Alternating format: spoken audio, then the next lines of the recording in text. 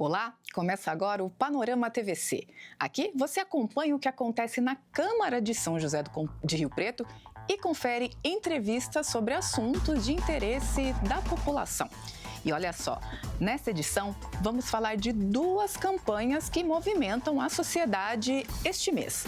O Abril Verde para a prevenção de acidentes de trabalho e o Abril Azul de conscientização sobre o autismo. O programa de hoje aborda também informações sobre os 100 dias de governo do prefeito Fábio Cândido e dos 100 dias de gestão do presidente da Câmara, Luciano Julião. E, claro, falamos de todos os eventos realizados no Legislativo riopretense. A semana contou com inúmeras audiências públicas e a comissão que investiga as contas da última gestão municipal deu início aos trabalhos. Mas a gente abre esta edição falando de projetos que começaram a tramitar aqui na Câmara nos últimos dias. Quem traz as informações é o repórter Matheus Camargo, no Boletim Legislativo em Pauta. Olá, eu falo agora sobre as proposituras protocoladas na última semana aqui na Câmara Municipal de São José do Rio Preto. Projeto de lei de Jean Dornelas que institui a obrigatoriedade da implementação de um protocolo de segurança para monitoramento da ausência de alunos de até 5 anos de idade nas escolas de ensino infantil. O protocolo de segurança deverá prever que, após o término da entrada dos alunos e constatada a ausência da criança, passada 1 hora do sinal, a instituição de ensino particular ou pública deverá realizar de forma imediata a comunicação ao responsável legal do aluno, a fim de confirmar a ausência e registrar o ocorrido. O vereador Bruno Marinho apresentou proposta que inclui no calendário oficial do município o evento de fisiculturismo Muscle Contest International. Celso Peixão é autor do projeto de lei que obriga que seja instalado o sistema de gravação por câmeras de vídeo em pet shop que ofereça serviço de banho e tosa. O projeto determina que as imagens sejam armazenadas por 30 dias. Júlio Donizete propõe que a associação Vivo Centro seja declarada de utilidade pública. Projeto de lei de Eduardo Tedeschi obriga que os estabelecimentos comerciais do ramo divulguem os preços de seus produtos nas unidades quilos e litros, ficando proibido utilizar medidas fracionadas, o que pode levar o consumidor a erro na hora de compra. Também de Tedeschi tramita na Câmara a revogação da lei que proíbe a utilização de aparelhos de telefonia celular dentro de agência bancária. Proposta de Tedeschi quer instituir o programa educacional Lixo Zero em Rio Preto, com ações de educação para reforçar a importância da separação e reciclagem do lixo na cidade. O vereador Abner Tofanelli é autor da proposta de lei que institui o cadastro municipal de pessoas condenadas por estupro e assédio sexual. Abner também é autor do projeto de resolução que institui o diploma do mérito cultural. Alex Carvalho protocolou o projeto de resolução que altera artigos do regimento interno, ampliando a duração das sessões ordinárias, reordenando os momentos de fala dos vereadores e adequando diversos horários de protocolo de proposituras. O projeto tem por finalidade adequar o funcionamento das sessões ordinárias da Câmara Municipal à nova realidade de 23 vereadores, ampliando de 4 para 7 horas a duração total dos trabalhos. Nessa semana também foram protocoladas 353 indicações, 14 moções e 54 requerimentos. Saiba mais sobre os projetos em tramitação na Câmara de Rio Preto no site www.riopreto.sp.leg.br e durante toda a nossa programação. Durante a 12ª sessão ordinária de 2025, os vereadores de São José do Rio Preto aprovaram 2 projetos em urgência especial. Ambos atendem demandas de motoristas de aplicativo aqui na cidade. Confira os detalhes no balanço da sessão. Destinados a trabalhadores de aplicativos de entrega e transporte individual de passageiros. Construção desses pontos poderá ser por meio de parceria público-privada. Os espaços deverão ter banheiros, área coberta de descanso, água potável, internet e câmeras de vigilância. Projeto de emenda à lei orgânica de autoria do Poder Executivo teve análise adiada por 5 sessões. A proposta trata do Diário Oficial Eletrônico, para que atos oficiais da administração sejam publicados no site da Prefeitura. A pauta da sessão listava ainda outros 4 projetos do Poder Executivo. As propostas tiveram a análise adiada em razão do fim do tempo regimental da sessão. Os projetos aprovados na 12ª sessão seguem agora para sanção ou veto do prefeito Fábio Cândido. Todas as informações sobre as propostas que tramitam na Câmara de São José do Rio Preto você encontra no site do Legislativo. Basta acessar www.riopreto.sp.leg.br. O projeto do SEMAI de buscar água no Rio Grande foi tema de debate na Câmara. A audiência foi convocada pela Comissão Permanente de Defesa da Cidadania e teve a participação de técnicos da autarquia. A Comissão de Cidadania da Câmara de Rio Preto realizou audiência pública para debater o projeto do SEMAI para captar água no Rio Grande, em fronteira, distante 50 quilômetros. O projeto tem um custo estimado de R$1 bilhão, dos quais 650 milhões seriam financiados pela Caixa Econômica Federal. O debate na audiência se deu em torno não só da real necessidade de buscar água no Rio Grande, como também a viabilidade do financiamento, como explica o presidente da comissão, que convocou a reunião com representantes do SEMAI. Que ninguém, frente a uma documentação em conteste de uma necessidade urgente de captação, votaria contra esta possibilidade. A questão é que em diversas audiências públicas nunca foi apresentado um único documento que certificasse, que cravasse de forma científica, olha, tem aqui uma perspectiva, na nossa avaliação, em 10 anos, 15 anos, 20 anos, não vamos conseguir captar mais água, nem no aquífero Bauru, nem no Guarani. Não existia isso. O que se tinha é aquilo que todo mundo sabe, tem um rebaixamento de fato dos aquíferos, mas ninguém consegue atestar quando isso se esgota. Olha, o SEMAI, em pouco tempo, em talvez 6 anos, Pedro? É isso, 6, 7 anos, conseguiu ter um caixa aí de mais de 400 milhões, uma vez que frente à ausência desse documento que prove essa urgência, por que não ter uma outra estratégia, esperar um novo financiamento com juros melhores, uma estratégia financeira melhor e juntar esse dinheiro. Caso seja necessário fazer, a gente teria boa parte desse recurso e se livraria deste financiamento. Falando em nome do SEMAI, o chefe de gabinete da autarquia disse que a atual gestão ainda avalia a possibilidade de levar o projeto Rio Grande adiante, mas descartou o financiamento com a Caixa, assinado na gestão Edinho Araújo. Enquanto, então, enfrentando o questionamento acerca do projeto Rio Grande e a sua execução, o que se tem foi que a atual gestão ela não tem como necessidade a execução do financiamento com a Caixa Econômica Federal. Isso não significa necessariamente, neste ponto, o projeto Rio Grande, mas, na visão do governo, o financiamento com a Caixa Econômica Federal não é viável. Falaram ainda em nome da autarquia o diretor-geral de gestão, Ibrahim Caram, o diretor do Departamento de Água, Leandro Joaquim, e o assessor de assuntos estratégicos, Edmilson Santana. Todos reconheceram a necessidade de buscar outras formas de abastecimento para Rio Preto, já que as atuais fontes, os poços Bauru e Guarani, sofrem com rebaixamento e a represa sofre com poluição e estiagem cada vez mais severa, como explica Santana. A gente acabou verificando que a quantidade de poços que tem a necessidade de poços, ela chegaria no momento que ela apontaria que não seria mais capaz. O sistema de água subsuperficial, não conseguiria mais abastecer uma cidade, por exemplo, com 1 milhão de habitantes.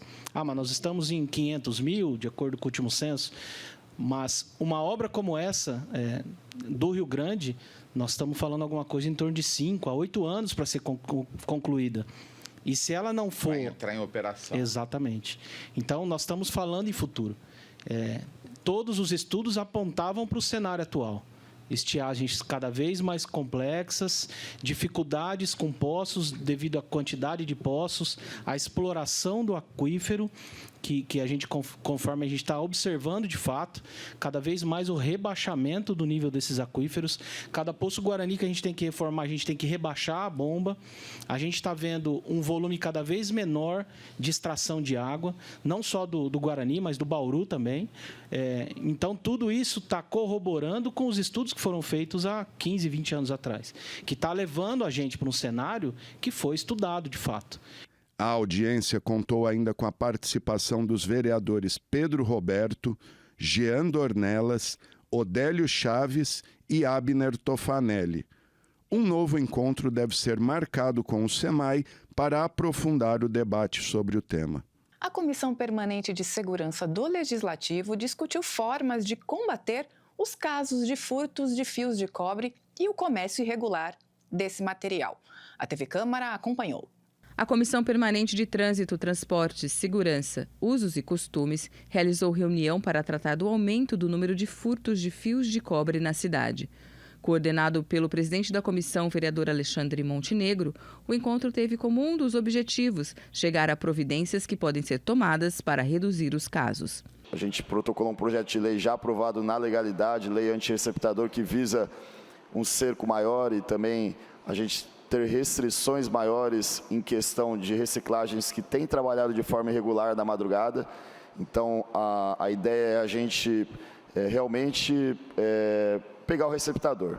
Participaram da reunião representantes da Polícia Militar, da Guarda Municipal, da Secretaria Municipal de Meio Ambiente, da Polícia Civil e da CPFL. Nós lidamos com furtos de alto vulto, inclusive dentro de subestações, que desligam 60 mil residências. E mais do que isso, um furto, a minha empresa, ela vai lá e vai restabelecer. Ela vai repor o cabo, não tem problema. O cenário que nós estamos vivendo hoje é dramático no sentido de deixar situações de risco a terceiros em campo. Há uma criança, há um munícipe que está indo trabalhar, às vezes a pé porque não tem dinheiro, e pode encostar num cabo que foi furtado de qualquer maneira e larga a ponta energizada e pode machucar. E acreditem, muitos desses noticiários que vocês veem aí no dia a dia, de tomou um choque num poste, estava num corrimão, são acidentes decorrentes de furtos. Projeto de lei do Poder Executivo abre novo prazo para a regularização de empresas instaladas em áreas de chácaras. A proposta foi apresentada durante a audiência pública promovida pela Comissão de Obras da Câmara. Veja os detalhes. A Comissão Permanente de Obras da Câmara de São José do Rio Preto realizou audiência pública para debater o projeto de lei número 64 de 2025.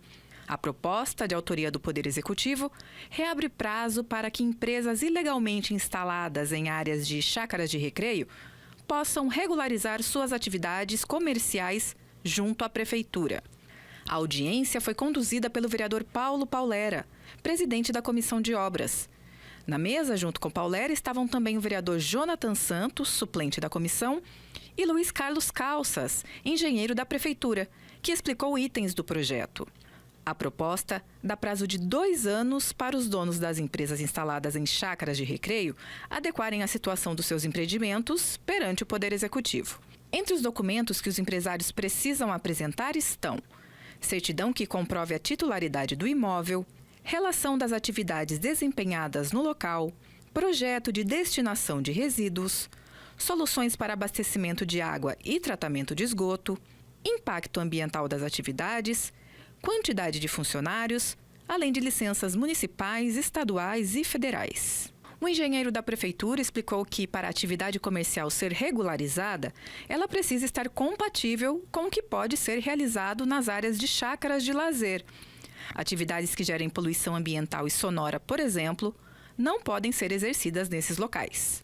Desde que essas atividades sejam compatíveis com as chácaras de recreio, elas serão legalizadas. As que não são compatíveis, aí elas podem não ser negadas, porque não pode também descaracterizar o loteamento aprovado inicialmente para chácaras de recreio. Se o projeto for aprovado e virar lei, as empresas que não cumprirem o novo prazo de regularização poderão ser punidas. Se essas empresas não se regularizarem, elas estarão passivas a lacrar a sua atividade nesses locais. Agora o Panorama TVC faz um breve intervalo. No próximo bloco, falamos sobre os trabalhos da comissão que investiga o endividamento da antiga gestão municipal e também sobre os 100 dias de governo da nova administração. Voltamos já.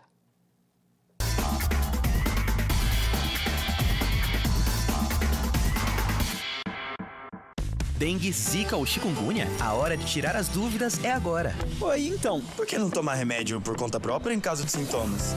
O uso indiscriminado de medicamentos pode causar graves problemas de saúde. Por exemplo, alguns medicamentos diminuem a capacidade de coagulação do sangue, aumentando o risco de sangramentos, o que pode levar a intoxicações, agravar a condição do paciente e até mesmo levar a óbito. Ministério da Saúde, Brasil, União e Reconstrução, Governo Federal. Olá, tudo bem? Eu sou a Maria, filha da Clara. Sou Edilene, mãe do Davi. Muito prazer. E aí, beleza? Meu nome é Everton e esse é meu pai Vicente. Eu sou a Carol e essa é minha família. Você não precisa conhecer para ajudar. Toda vida é importante para alguém. Doe sangue, mesmo sem saber para quem. Procure o Hemocentro mais próximo e seja um doador regular. Ministério da Saúde, Brasil, União e Reconstrução, Governo Federal.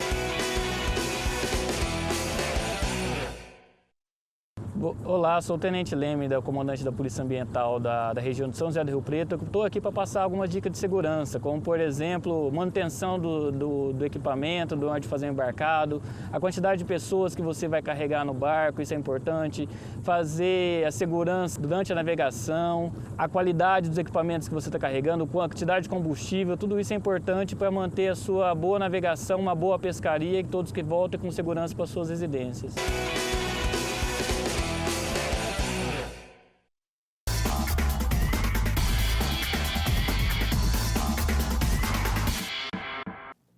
A Comissão Especial de Inquérito que investiga o endividamento dos últimos 4 anos da Prefeitura de Rio Preto realizou a primeira reunião. O grupo decidiu pela convocação de secretários e ex-secretários de 6 pastas e também de superintendentes de autarquia.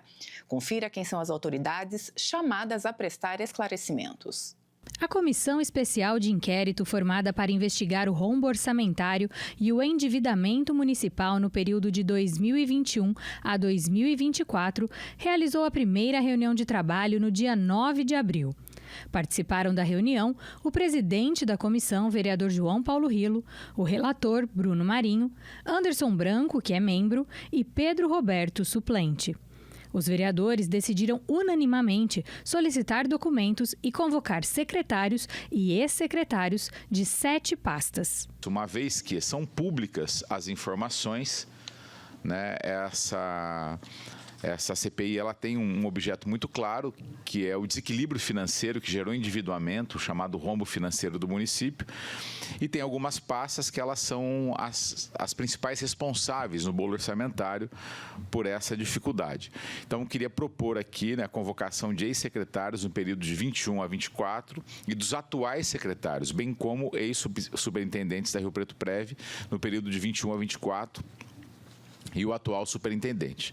Então, a gente propõe aqui, Secretaria de Saúde, a convocação de Aldenis Borim, André Baitello, Adilson Vedrone, ex-secretários, e Rubens Bota Neto, atual secretário. Secretaria de Educação, Fabiana Zanqueta, ex-secretária, e Renata Alves Azevedo, atual secretária. Secretaria da Assistência, Helena Marangoni, como ex-secretária da Assistência, e Frederico Isidoro, atual secretário da Assistência Social. Secretaria de Serviços Gerais, Ulisses Ramalho e Arnaud Della Libera, ex-secretários de Serviços Gerais, e José Heitor dos Santos, atual secretário de Serviços Gerais. Secretaria de Planejamento Estratégico, Ciência, Tecnologia e Inovação, Orlando Bolsoni e William Mack, ex-secretários, e o atual, Mauro Alves dos Santos Júnior, secretário de Planejamento. Secretaria da Fazenda, José Martinho Ravazzi Neto, ex-secretário da Fazenda, e Nelson Adriano Ghiotti, atual secretário da Fazenda. Rio Preto Prévio, o ex-superintendente Jair Moretti e o atual superintendente Miguel Elias. Agora falamos da atual gestão municipal. Ao completar 100 dias de governo, o prefeito Fábio Cândido realizou solenidade na prefeitura para apresentar o balanço de realizações do período. Confira. O prefeito de Rio Preto, Fábio Cândido, completou 100 dias à frente da prefeitura. Para marcar a data, o prefeito reuniu imprensa, secretários, vereadores e colaboradores para uma solenidade de prestação de contas, em que apontou o que considera avanços do governo.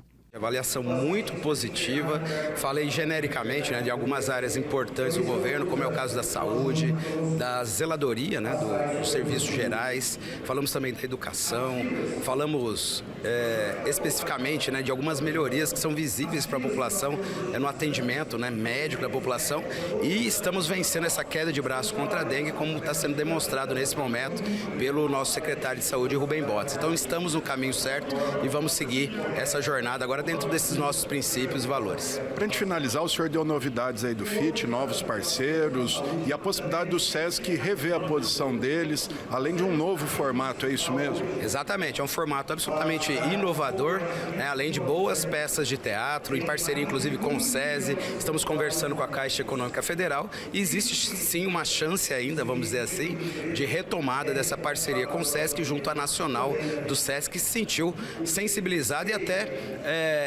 disse a nós que haveria, inclusive, uma previsão de recursos para ser aportado aqui no nosso FIT. Então, a gente acredita que será o maior FIT da história de São José do Rio Preto. O vereador Luciano Julião também completou 100 dias à frente da Câmara de São José do Rio Preto. Você confere agora os números e as ações da gestão do presidente do Legislativo. O presidente da Câmara de Rio Preto, Luciano Julião, completa neste 10 de abril de 2025 100 dias à frente do Poder Legislativo Municipal. Neste período, muita coisa foi feita e muitas ainda estão por vir, a começar pelas atividades legislativas.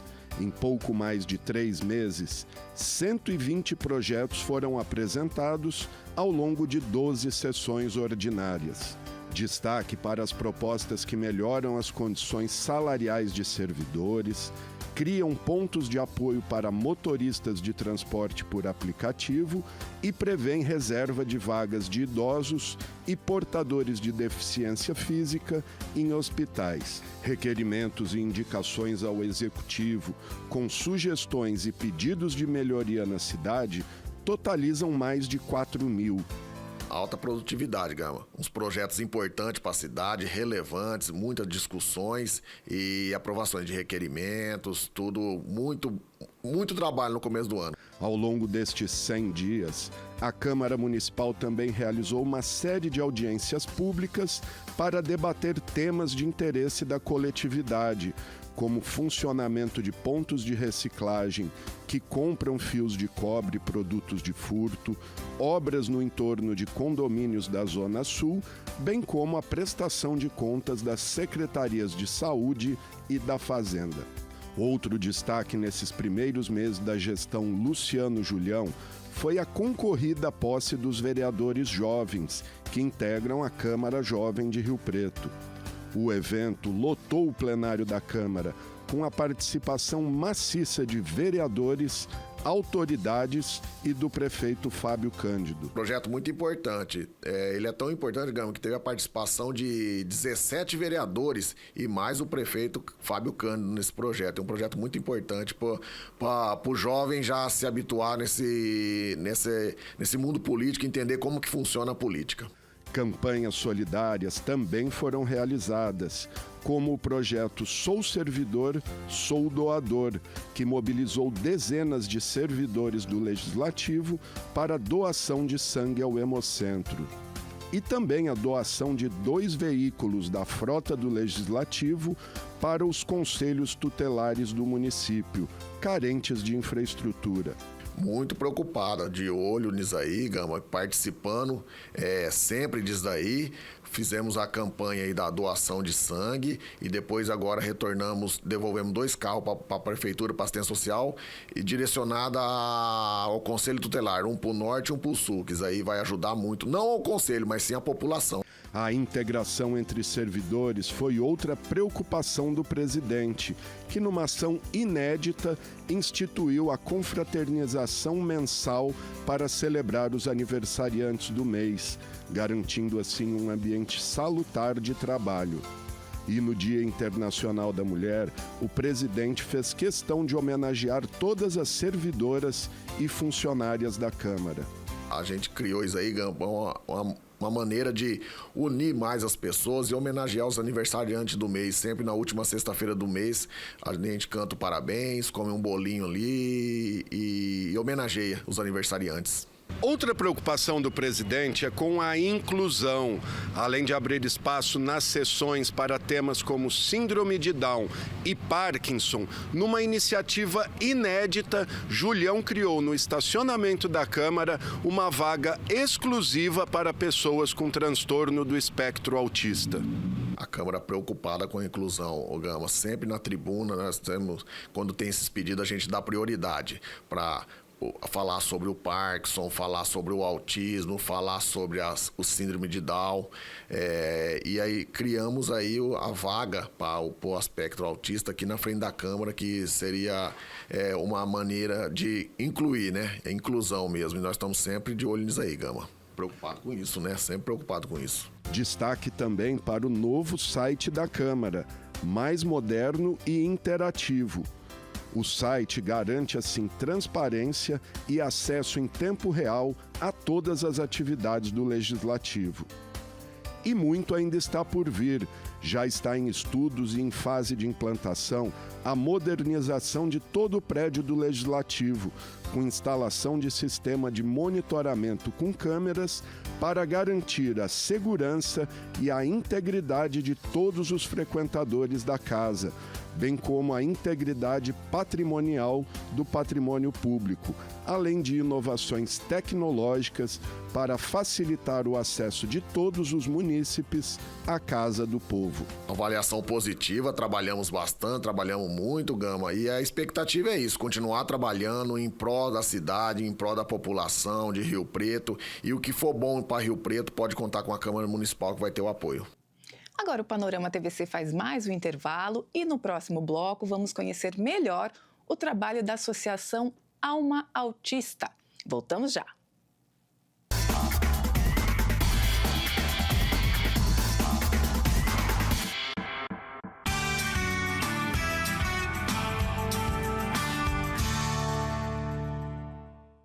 Você sabe o que é regimento interno?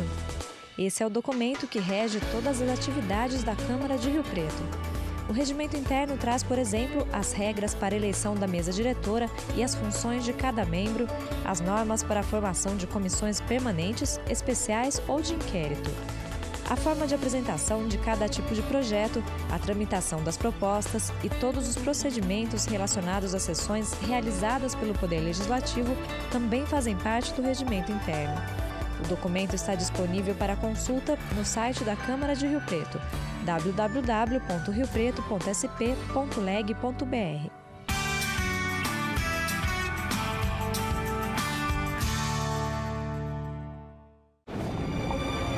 Você imagina qual é a casa mais perigosa do mundo? Pode ser a sua. 75% dos criadouros do mosquito da dengue estão nas residências. Proteja sua casa do perigo. Elimine a água parada de pneus, garrafas, limpe as vasilhas dos pets e não use pratos em vasos. São Paulo, são todos contra o mosquito. Governo do Estado. São Paulo, são todos. Dengue, zika ou chikungunya? A hora de tirar as dúvidas é agora. Oi, então, por que não tomar remédio por conta própria em caso de sintomas? O uso indiscriminado de medicamentos pode causar graves problemas de saúde. Por exemplo, alguns medicamentos diminuem a capacidade de coagulação do sangue, aumentando o risco de sangramentos, o que pode levar a intoxicações, agravar a condição do paciente e até mesmo levar a óbito. Ministério da Saúde, Brasil, União e Reconstrução, Governo Federal.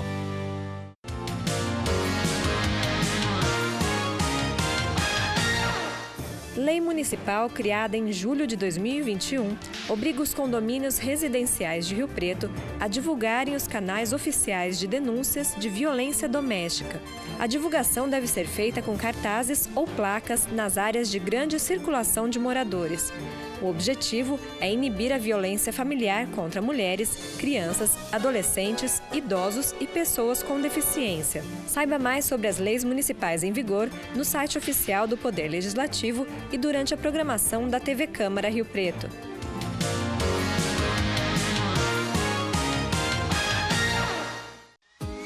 Todo mundo já ouviu falar, ouviu em algum lugar, mas muita gente ainda não sabe o que é o SUS. Você sabe? Relaxa, sem susto. Eu tô aqui para te explicar o ABC do SUS. Afinal, o que é o SUS? Ele é um sistema único de saúde do Brasil. Um dos poucos no planeta inteiro, sabia? E detalhe, ele é o maior de todos eles. O SUS é o único sistema de saúde pública do mundo, 100% gratuito, que atende mais de 200 milhões de pessoas. Que responsabilidade, né? Isso só é possível graças à Constituição de 1988. Nela está decretado que a saúde é um direito de todos e um dever do Estado. E para dar conta de que isso aconteça, a gestão é compartilhada entre o governo federal, os estados brasileiros e os municípios. Só assim, para garantir um SUS forte e saudável, que abrace esse país inteiro.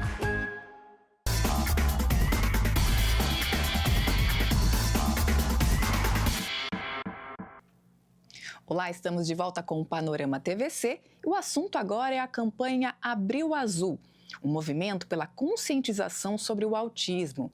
Para falar sobre esse tema, eu recebo aqui no estúdio Daniela de Almeida Pereira, que é fundadora e diretora executiva da Associação Alma Autista, uma organização sem fins lucrativos que luta para garantir que crianças, adolescentes e adultos com autismo tenham acesso a seus direitos e a uma vida digna, com autonomia e pertencimento.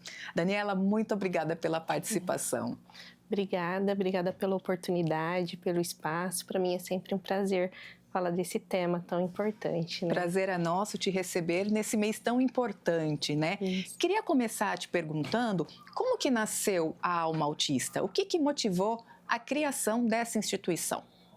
Eu tenho um filho que, aliás, fez 23 anos ontem, né? O Igor. Após o diagnóstico dele, eu vi a dificuldade de ter tratamento. Então, procurei, na época, tanto a rede privada como a pública para poder dar um tratamento para ele e não tinha profissional, nem na rede privada, nem no público. Eu não encontrei esse acolhimento necessário naquele momento. E junto com um grupo de mães que receberam um diagnóstico junto comigo, a gente começou a fazer reuniões, na época, na casa dos meus pais. Isso em 2012, né?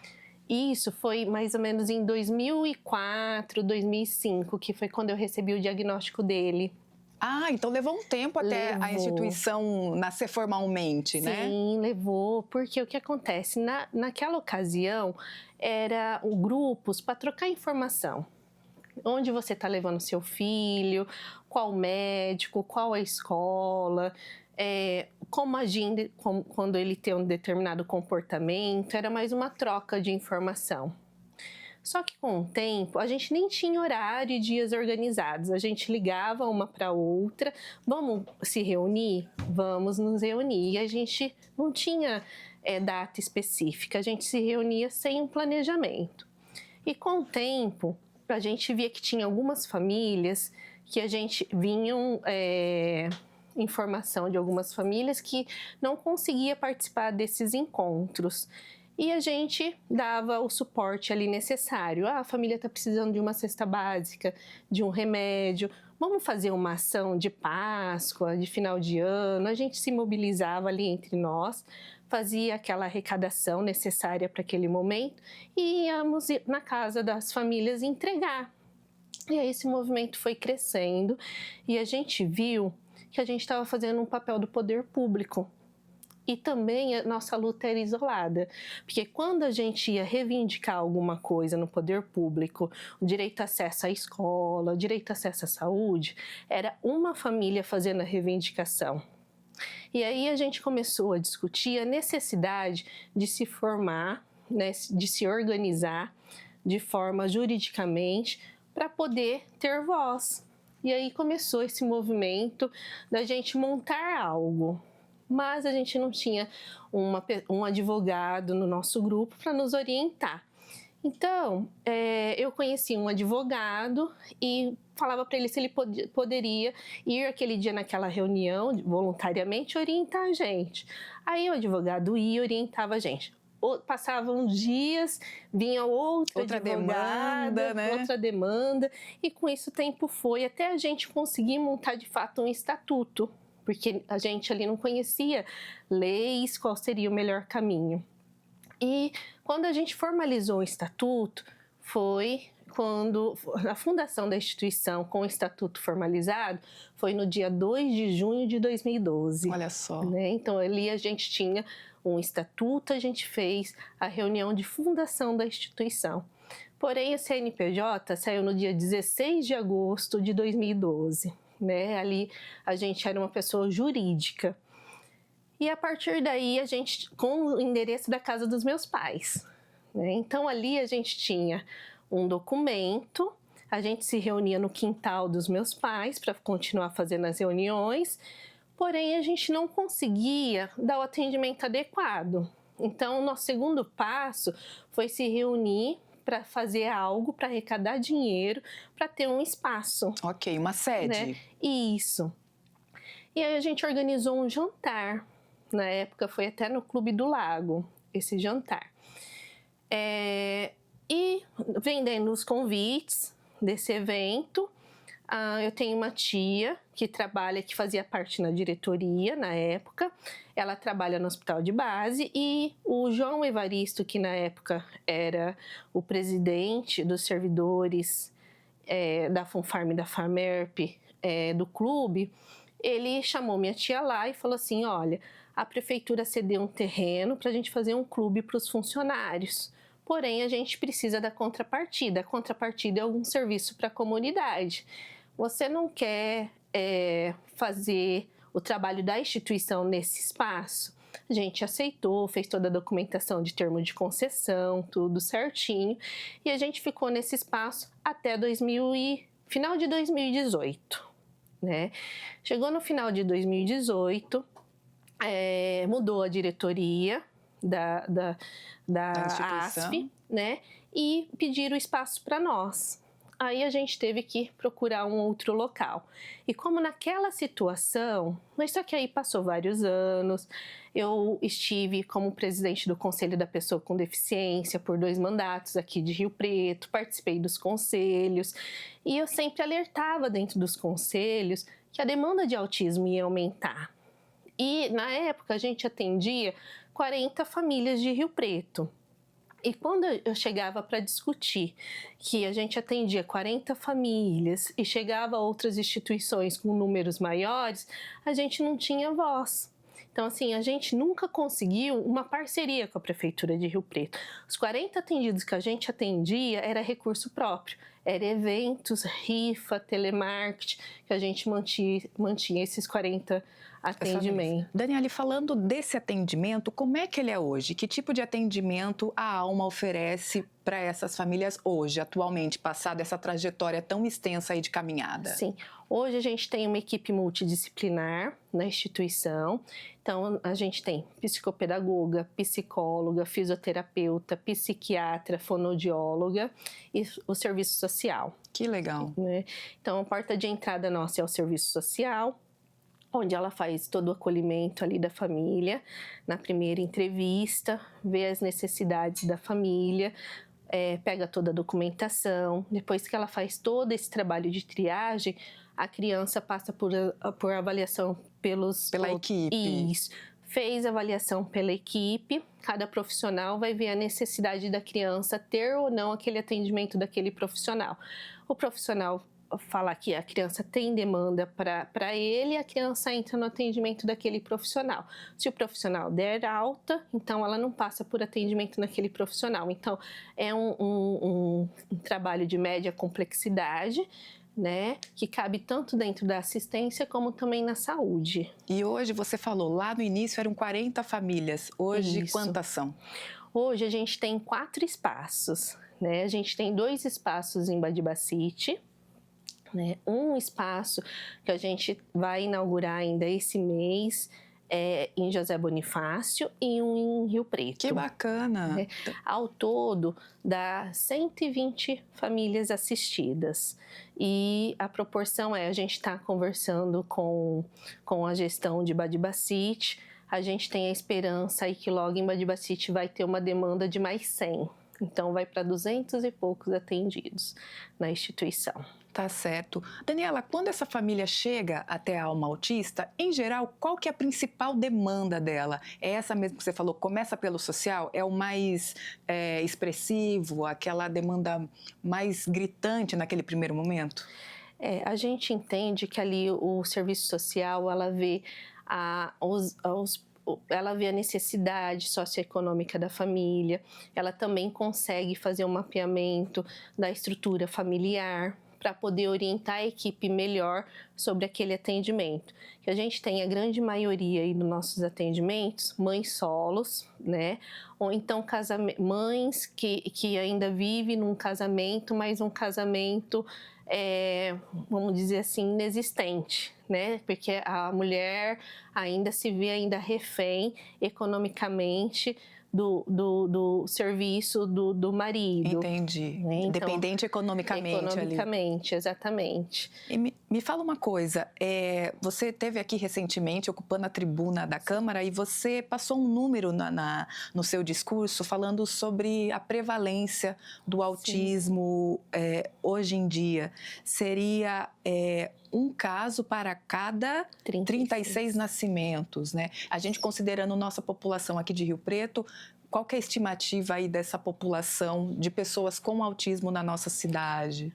Mais de 13 mil. Isso porque já tem estudos nos Estados Unidos que essa estimativa vai cair para 31.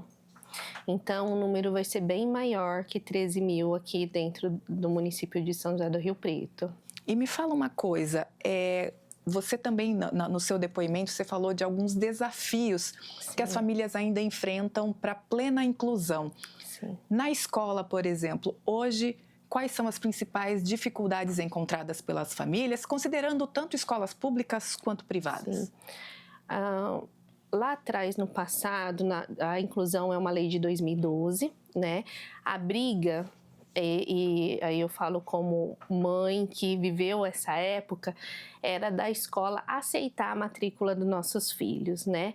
Então, hoje a gente vê que as escolas aceitam a matrícula das crianças que têm diagnóstico autista. Porém, não é feito o trabalho de acolhimento adequado. Não, o ambiente não é preparado para estar recebendo a grande maioria dos casos de autismo nas escolas.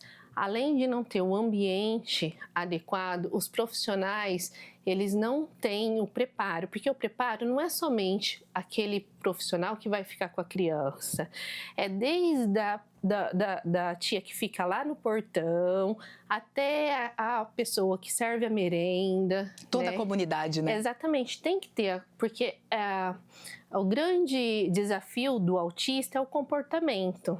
Né? Então, se ele vive num ambiente que ele está se sentindo rejeitado, ele vai se desregular. Então, ele tem que estar num ambiente acolhedor, né? Onde todos entendam a sua necessidade. Então, a inclusão não é só aceitamento da matrícula, passa também por esse ambiente acolhedor, com a preparação de todos naquele ambiente, né? Também a adequação física, né, de uma luz piscando, de uma cadeira se arrastando, de um sinal. Então, assim, são coisas básicas que, às vezes, vai na condição da gestão orientar, da coordenação orientar e da equipe entender e querer fazer. Entendi. Né? E depois passa pelo material didático. A gente sabe que é lei, toda mãe, toda família é acompanhar o planejamento pedagógico da criança. Isso é lei. Se eu chegar lá em qualquer escola, pública ou privada, e falar, eu quero ver o planejamento pedagógico do meu filho, o plano de ensino do meu filho, é lei, eu tenho o direito como mãe de ver. Quando a gente fala de uma criança de inclusão, esse plano de ensino da criança, ele tem que ser adaptado de acordo com a necessidade. E é aí onde a gente peca, né? É aí onde os profissionais da educação estão falhando, né? Então, esses planos de atendimento, de ensino individualizado para essas crianças que têm essa dificuldade, estão sendo realizados na prática? Ah, mas o professor atende 30, 40 numa sala. Mas as professoras de AE, elas são muito capacitadas para auxiliar o professor titular, para auxiliar o mediador, o estagiário, né? Quem estiver ali trabalhando com essa criança. Para estar fazendo esse material ou então estar manuseando esse material. Então, é uma comunicação mais de organização e comunicação entre a rede. Então, se a professora de AE, ela atende uma vez por semana, 1 hora... A educação especial, para quem, né? A educação especial, isso. E ela atende muito bem, é um trabalho maravilhoso, mas essa profissional não se comunica com a professora que fica aqui 5 dias da semana. Então, assim, a professora do AE tem mais contato com a mãe do que a professora que fica 5 dias da semana. Então, essa profissional tem que se comunicar e tem que passar as informações, né? Então, assim, é mais comunicação. E agora também tem a lei, onde as escolas vão ter que ter psicólogas e serviço social.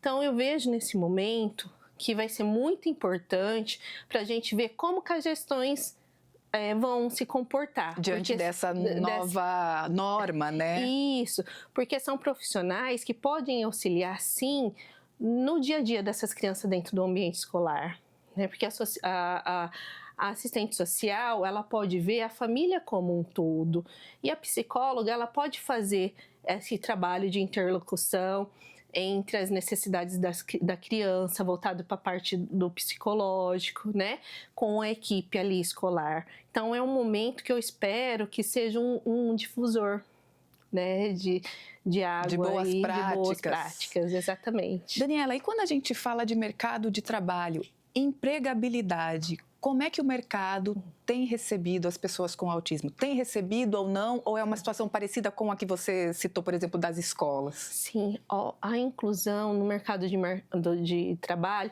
é um desafio, eu acho que para todas as deficiências, não só para o autismo, né? Então, assim, a gente fala das leis, mas muitas vezes elas não são aplicadas lá na ponta.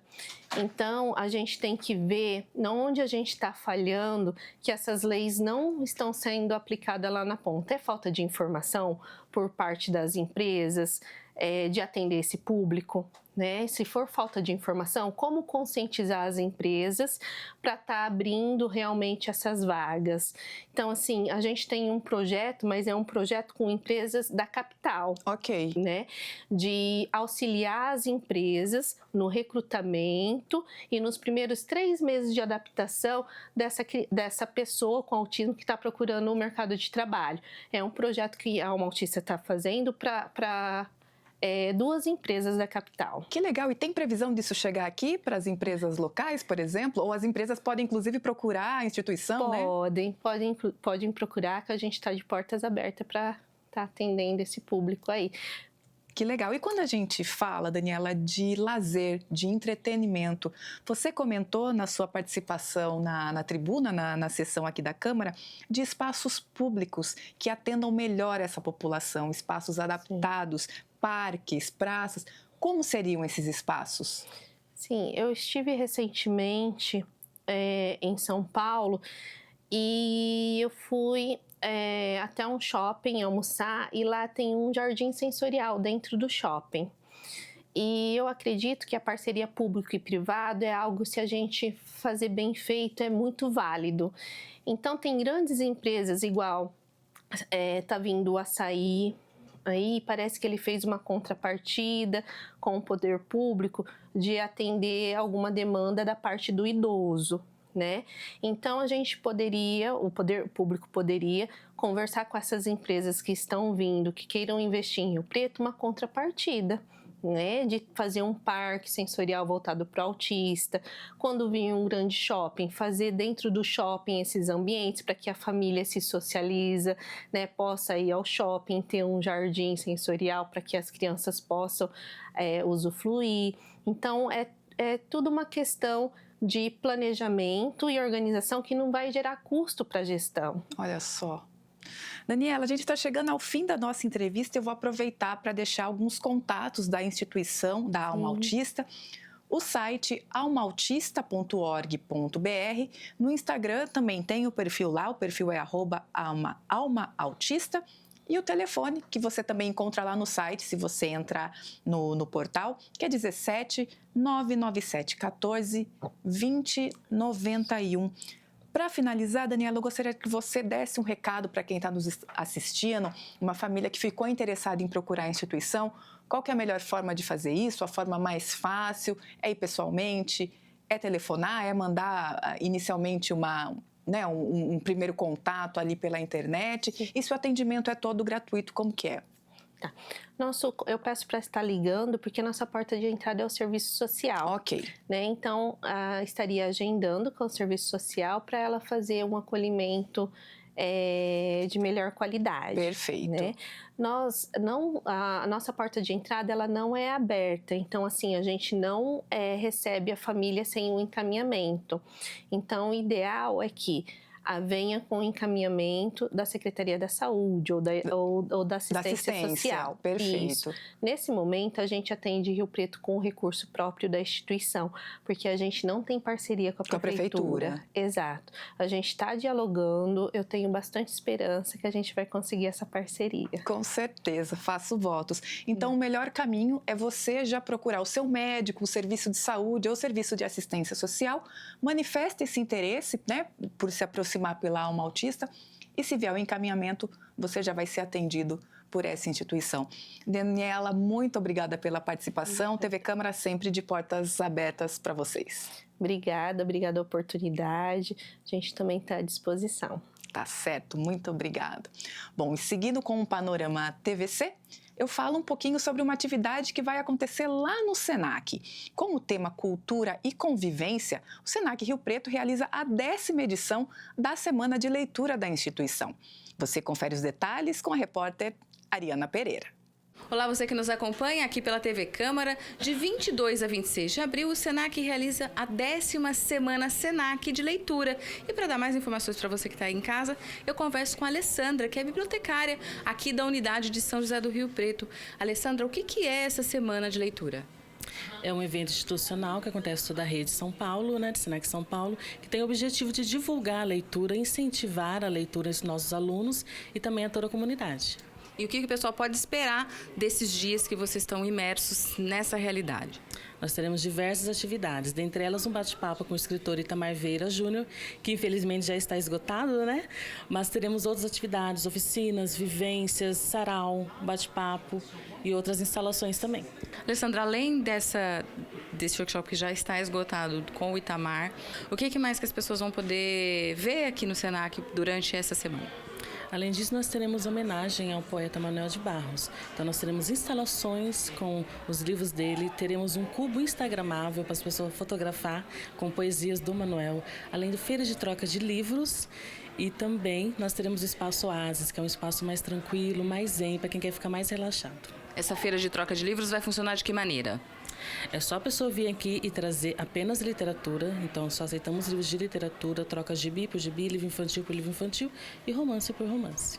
Esse evento é só para os estudantes aqui do SENAC ou ele é aberto a toda a população de Rio Preto? Quem pode participar? Ele é aberto a toda a comunidade, qualquer pessoa, não precisa ser aluno para poder participar.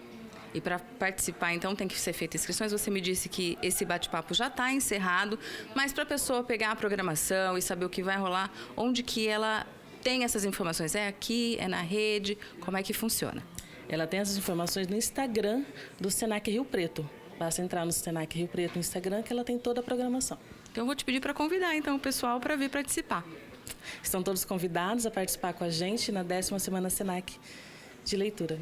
Então, reforçando aí o convite da Alessandra, a 10ª Semana Senac de Leitura acontece de 22 a 26 de abril. Ele é aberto a toda a população, você pode conferir a programação nas redes sociais do Senac, no Instagram, e também no site onde você pode fazer a inscrição. E para saber mais sobre o Legislativo aqui de São José do Rio Preto, você acessa o nosso site, que é o www.riopreto.sp.leg.br. Ariana Pereira para a TV Câmara, o canal do Legislativo. Agora vamos para mais um intervalo e no próximo bloco teremos uma entrevista sobre a campanha Abril Verde, movimento de prevenção aos acidentes de trabalho. Voltamos já.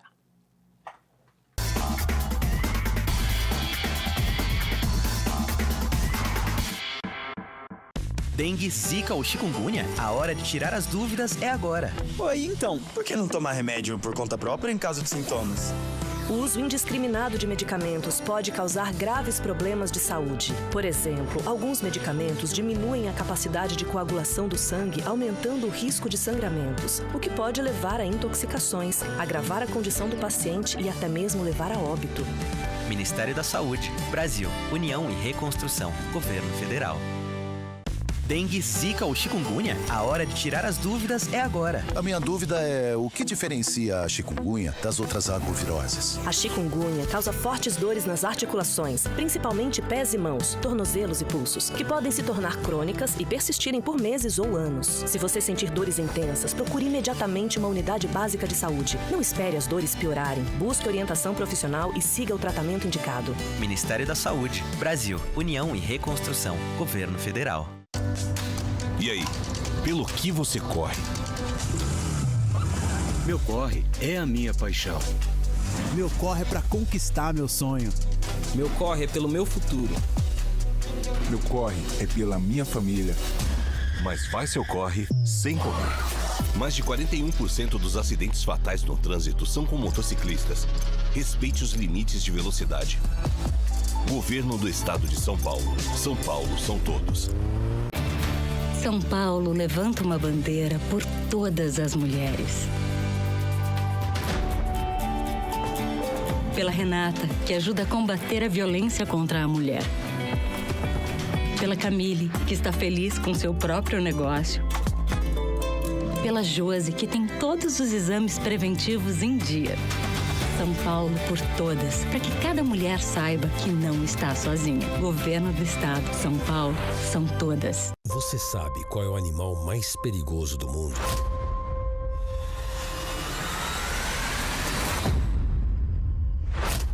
É o mosquito. Ele pode transmitir a dengue, zika, chikungunya. Para acabar com o perigo, elimine a água parada de pneus, garrafas, lixeiras e pratos de vasos. Não crie seu maior inimigo no quintal.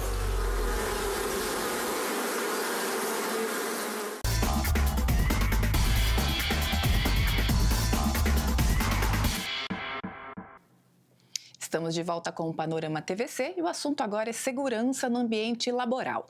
A campanha Abril Verde alerta para a prevenção dos acidentes de trabalho e também das doenças ocupacionais. Sobre esse assunto, eu converso com Daniele Gomes, que é gerente do Centro de Referência em Saúde do Trabalhador, o Sereste. Daniele, muito obrigada pela presença, mais uma vez aqui conosco. Eu que agradeço, Vivi, é sempre um prazer estar aqui. Vamos lá, Daniele, todo trabalhador que passa por um atendimento numa unidade de saúde e é reconhecida ali a possível relação desse atendimento com o trabalho, com um acidente de trabalho, o médico preenche uma ficha, né, que é a notificação de acidente de trabalho, e essa ficha é encaminhada ao Sereste. Com base nesse banco de informações, quantos acidentes de trabalho foram registrados aqui em Rio Preto em 2024? Em 2024, a gente registrou aproximadamente 5.929, né? Quase 6.000 acidentes de trabalho, que dá uma média aí de quase 500 acidentes por mês. Né? Nossa, um número muito expressivo, né? E esse ano, nós, até o momento, né, eu tenho os dados parciais. Primeiro trimestre, né? Isso, até o final de março, nós temos aí 1.403 acidentes de trabalho. Daniele, e falando de óbitos, quando aí já são acidentes gravíssimos, né, provocando as mortes, quantas mortes foram no ano passado e se há alguma já registrada este ano? O ano passado nós tivemos 5 óbitos, né, com ocorrência aqui em São José do Rio Preto. Esse ano, graças a Deus, não tivemos nenhum óbito, né? Geralmente, nos anos passados, foram registrados acidentes, sim, no primeiro trimestre. Olha só! Mas esse ano, graças a Deus, não, né? Vamos ver como que vai ser o decorrer do ano e esperamos que não tenhamos aí os óbitos, né? E aí, desse total de acidentes, a maioria está ligado mesmo à execução do trabalho, à atividade, ou tem muita relação também com aqueles acidentes de trajeto? Quais são os números? Olha, a maioria são os acidentes típicos, né, que a gente fala, que é quando o trabalhador ele está desempenhando a atividade dele ou está na função, né, a serviço da empresa, né, porque nós temos os típicos fora da empresa também, Olha né? só! Por exemplo, quando vai fazer algum serviço na rua, externo, exato, prestar serviço em algum outro local, né, em algum outro estabelecimento, ou até tem os serviços de rede, né, de rede elétrica, rede de internet. Então, são acidentes típicos também que envolvem a atividade desses trabalhadores, né? E aí, os outros acidentes, né? Então, aproximadamente, nós temos cerca de 65% dos acidentes são acidentes típicos. Ok.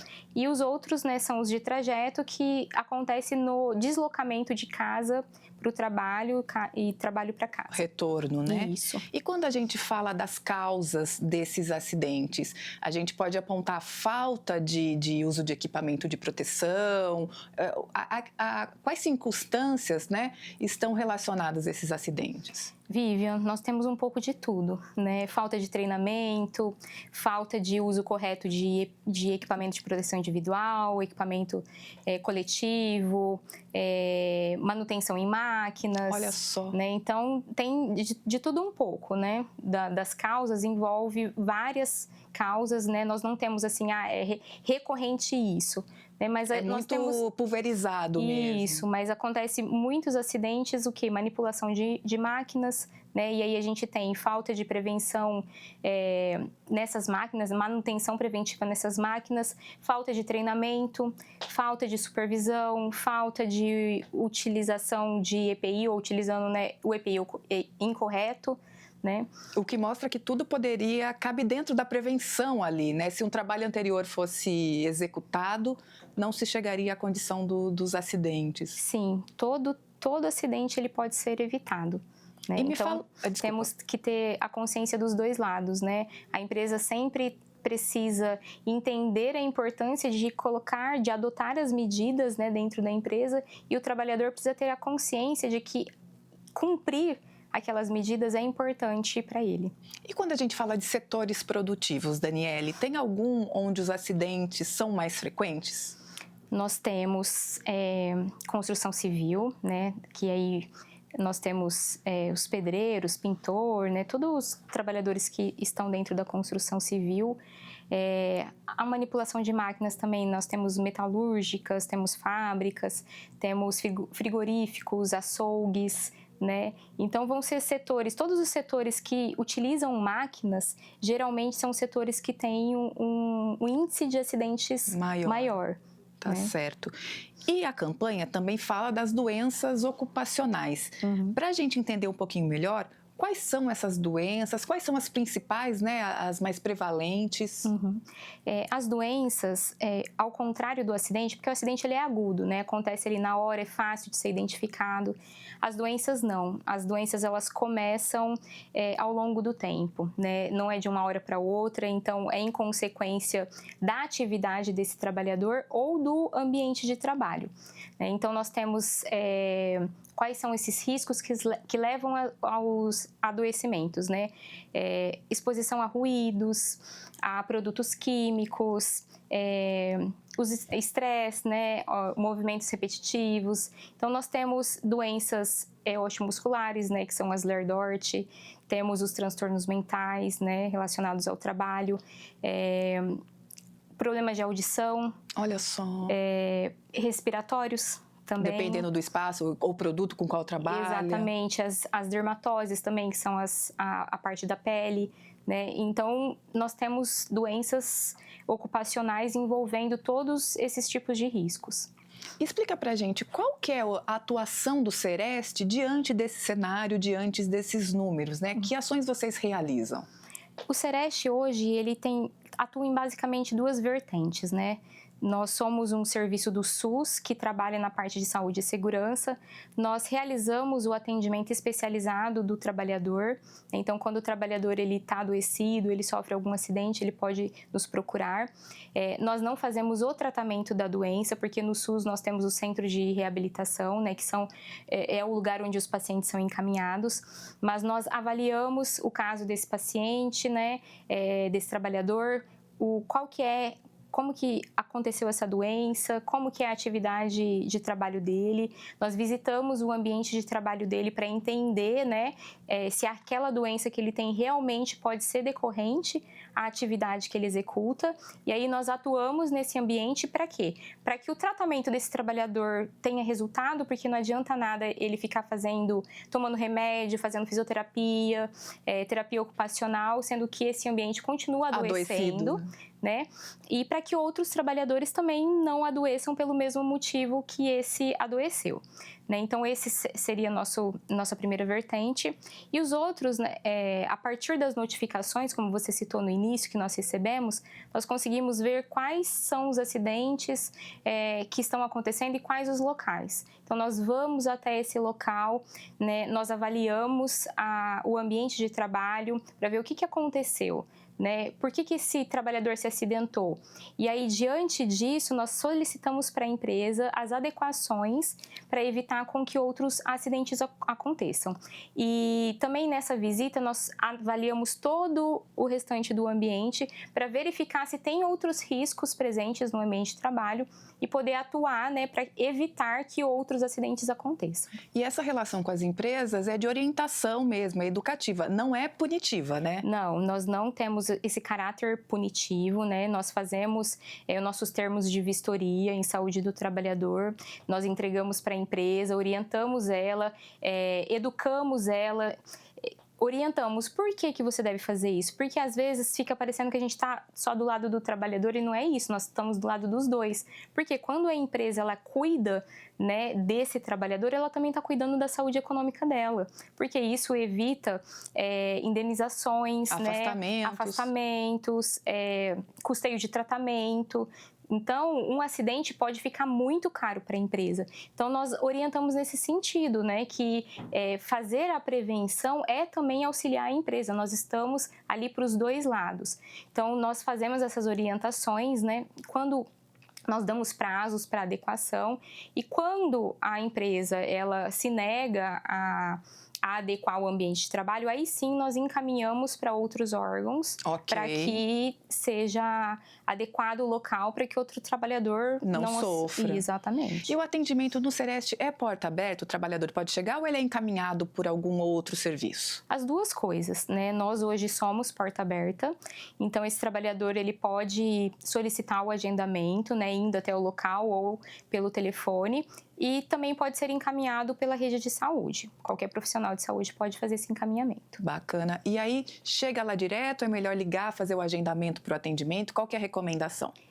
Ligar, né? Porque aí ele liga, a gente vai ver a disponibilidade da agenda, mas nada impede também dele ir até o local. Se tiver o profissional disponível, a gente já realiza um acolhimento para entender o caso, né, desse trabalhador e fazer as orientações, porque lembrando que nós somos um serviço de saúde e segurança, então nós não atendemos demandas trabalhistas, previdenciárias, nem de SESMIT. É saúde. Exato, então alguns trabalhadores às vezes nos procuram com uma outra demanda, nós acolhemos, nós atendemos e aí orientamos exatamente qual o profissional que ele deve procurar. Bacana. Daniele, muito obrigada pelas informações, mais uma vez nesse trabalho de alertar a comunidade, alertar a população. E eu aproveito para deixar aqui os contatos do Sereste, o Centro de Referência em saúde do trabalhador. O serviço fica na Rua São Paulo, número 2350, na Vila Maceno. O telefone é o 3212-9514. Então, você já sabe que temos esse serviço em Rio Preto e pode procurar ou indicar para alguém que esteja precisando. Bom, eu dou sequência aqui ao panorama, ainda falando de mercado de trabalho, mas agora com as informações do balcão de empregos da Prefeitura de Rio Preto, que está com mais de 1.400 vagas abertas. Confira as principais oportunidades. O balcão de empregos da Prefeitura de Rio Preto está com 1.498 vagas disponíveis. Entre os destaques estão 83 vagas para auxiliar de produção, há 67 postos de servente de obras, 67 vagas para auxiliar de estoque e 49 postos de ajudante geral. A lista completa, com todas as vagas disponíveis, você encontra no site da Câmara, o riopreto.sp.leg.br. No menu Câmara, ao lado esquerdo da tela, basta clicar em Utilidade Pública e, na sequência, Balcão de Empregos. Já para se candidatar às vagas, o trabalhador deve acessar o site riopreto.sp.gov.br/balcão empregos. E para informações adicionais, é só entrar em contato com a Secretaria do Trabalho pelos telefones 17 3211 49 50 ou 997 39 87 10. E o Panorama TVC termina aqui. Se você quiser rever este programa, basta acessar o nosso canal no YouTube. Estamos lá como TV Câmara Rio Preto. E olha só, todas as informações do Legislativo riopretense você também encontra no nosso site, o riopreto.sp.leg.br. Estamos também nas redes sociais, basta nos procurar no Facebook e no Instagram. Muito obrigada pela audiência, muito obrigada pela companhia e até o próximo programa.